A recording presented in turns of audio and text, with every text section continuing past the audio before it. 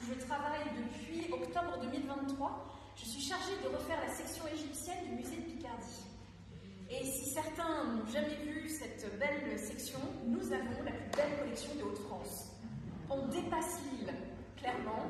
Et puis là, j'en parlais justement avec certains d'entre vous, c'est qu'en plus, en allant me balader dans les réserves, j'ai trouvé plus de 92 objets égyptiens qui avaient été oubliés. Donc ça a fait augmenter de 20% la collection.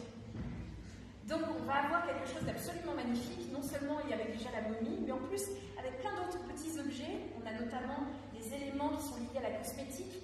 On a retrouvé une table d'offrande en albâtre qui vient du tombeau d'Osiris. Donc une œuvre absolument fantastique. Et on a à peu près une 60aine de céramiques, dont une jarre à vin qui est absolument intacte, elle a plus de 5000 ans. Donc il y a encore autre chose, je suis en train encore d'ouvrir les caisses, pour être sûr qu'on ne loupe rien, mais on va avoir quelque chose d'absolument fantastique. Et histoire de vous présenter un petit peu l'Égypte, on s'est dit avec Marie-Gabrielle que ce serait pas mal de faire un sujet qui nous permette de virevolter sur pas mal d'aspects de l'Égypte ancienne, de façon à aborder une multitude de sujets. Comme ça, si jamais vous avez des questions à poser, surtout à la fin, n'hésitez pas. Et ça nous permettra sans doute de comprendre justement tout ce que l'Égypte a pu nous apporter, encore à l'heure actuelle. Et bien figurez-vous que vous avez même des mots en égyptien que vous employez dans votre vie quotidienne. Vous parlez égyptien ancien sans vous en rendre compte.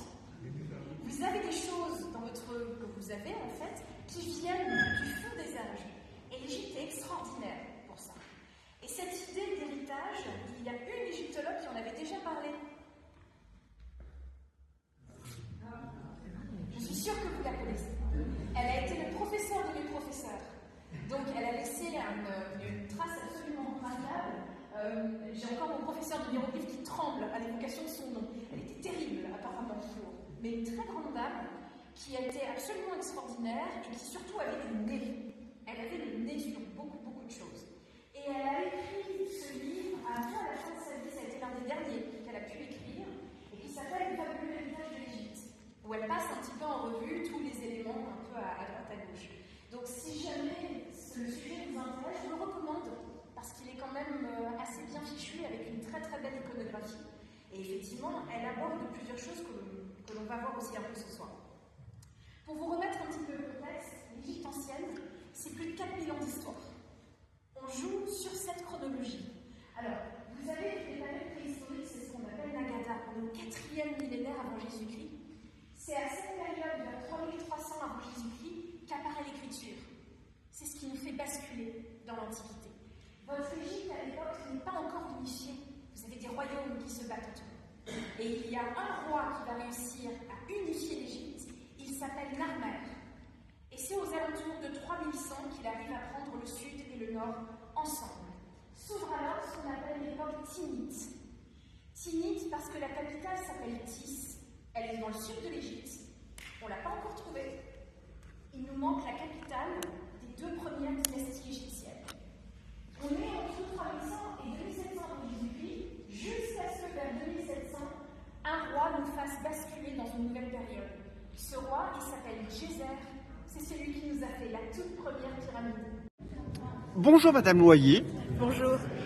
Vous tenez aujourd'hui une conférence ici à Moreuil. Dans quel cadre s'inscrit cette conférence ?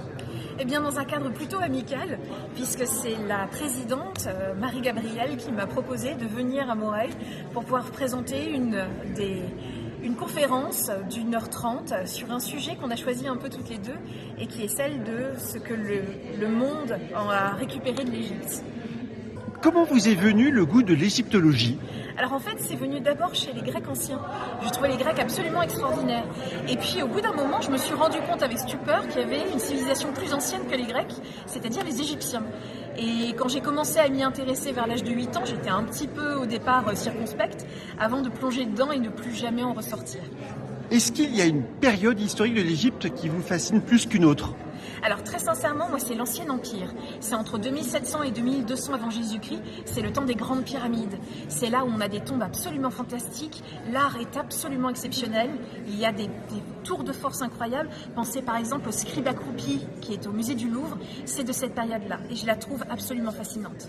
Vous avez actuellement, Madame Loyer, des missions prestigieuses. Alors, mission prestigieuse, oui. Alors d'abord, c'est surtout l'enseignement, puisque je suis professeure à l'école du Louvre. Et puis, il y a également, on va dire, toutes les petites missions de terrain qui sont encore un peu en attente. Mais j'ai hâte de pouvoir de nouveau retourner en Égypte avec tout ce qui se passe, surtout avec les dernières découvertes. C'est toujours un terrain absolument remarquable. Est-ce que, finalement, toute cette période que vous étudiez, elle recèle encore bien des secrets ? Elle recèle d'immenses secrets. Et en fait, on vient à peine de commencer le travail. L'égyptologie a à peine 200 ans. Il nous manque des rois, il nous manque des capitales, il nous manque des personnalités importantes. Donc c'est un travail qui, en fait, est presque sans fin. Est-ce que c'est pas aussi une période historique difficile à percer, dans le sens où, finalement, on peut faire des anachronismes sans s'en rendre compte, en voulant interpréter des réalités historiques qui nous échappent? Alors, qui nous échappent, et puis parfois par facilité. C'est vrai que les Égyptiens nous ressemblent tellement dans certains concepts qu'on a parfois l'impression qu'ils pensent exactement comme nous. Alors c'est un piège qu'il faut essayer d'éviter, mais justement la science est là pour petit à petit essayer de se glisser dans leur peau et pouvoir comprendre à travers leurs yeux. Et c'est ça aussi qui fait partie du cheminement archéologique et scientifique. Et d'après ce que je perçois à travers cette interview, je pense que vous avez cette facilité, cette capacité à transmettre cet amour de l'égyptologie avec beaucoup de simplicité, de pédagogie. Je l'espère, c'est surtout parce que j'ai eu de très très bons professeurs à l'école du Louvre qui m'ont surtout montré que scientifique ne veut pas forcément dire compliqué et qu'on peut tout à fait faire passer des choses entre guillemets complexes à n'importe quel public, quel que soit leur niveau. Et c'est ça aussi qui est très important, c'est que l'égyptologie c'est un bien commun, ça appartient à tout le monde et c'est une petite facette de notre très grande histoire qui est l'histoire de l'humanité. Une chose est sûre, en conclusion, on peut vraiment vous remercier d'être présente aujourd'hui à Moreuil. Ah, c'est un plaisir, merci beaucoup. Merci beaucoup. Alors en plus, on peut même faire des figures. C'est-à-dire que vous pouvez monter les uns sur les autres, exactement comme le Cirque du Soleil qu'on aurait à l'heure actuelle. Donc c'est quelque chose de très très ancien. Et côté jouets vraiment d'enfants en plus, alors ça on est très content quand on arrive à en trouver, et bien vous avez comme ça le petit cheval avec des petits trous pour pouvoir tout simplement le tirer. On a également le petit chat que vous avez avec la ficelle, comme ça dès que vous tirez dessus, ça s'ouvre et ça claque. Je ne sais pas si vous avez déjà vu ça avec vos petits-enfants, mais moi, mon neveu avait comme ça un petit crocodile qui tirait avec la ficelle, et vous aviez le crocodile qui faisait clac, clac, clac, clac, clac, clac.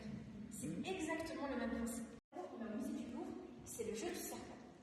Ça veut dire que vous allez devoir faire tout le corps de votre serpent, chaque case étant une écaille. Et le but du jeu, c'est d'arriver tout au bout, là où vous avez la jolie petite tête d'oie qui dépasse. Vous voyez le jeu de l'oie? On doit faire sortir comme ça tout le pion, c'est ce système-là.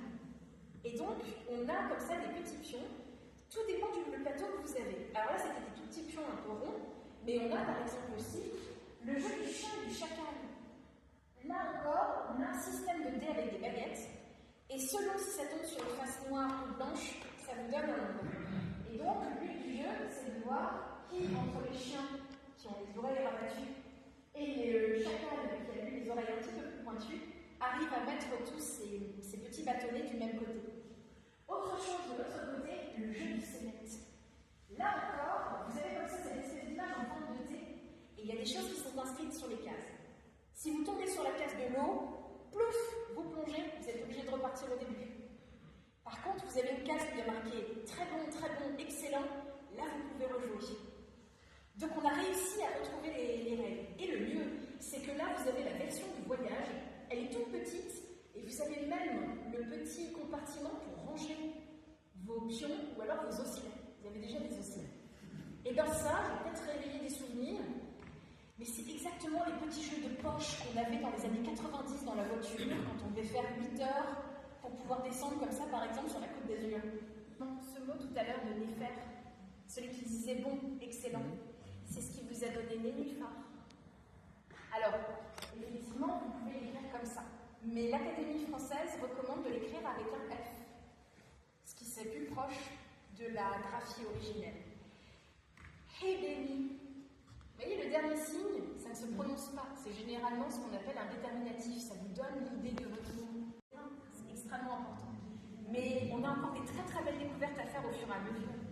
Et pas que dans la vallée des rois, hein. C'est absolument partout. Hein. On a des zones où on n'a jamais mis un culturel dedans. Donc on sait qu'il y a encore pas mal d'éléments à retrouver. Et on avance au fur et à mesure. Pour ceux qui connaissent un peu Saqqara avec la toute première